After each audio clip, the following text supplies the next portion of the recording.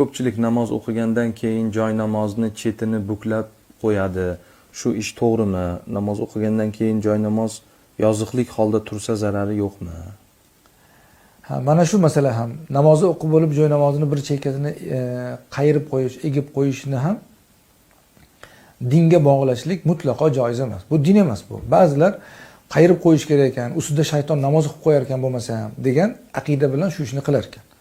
Men so'raganimda, nimaga bu joy namozni bir chetini qayirib qo'yasizlar deganimizda, ha buni agar qayirib qo'ymasa ustida shayton namoz o'qib qo'yar ekan.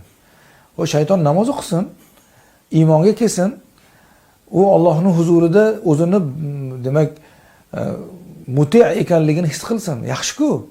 U gap yo'q, shayton namoz o'qib qo'ymaydi uni ustida. Shayton qiyomatgacha namoz o'qimasligi uni peshonasiga yozilgan, bo'ldi, u namoz o'qimaydi u.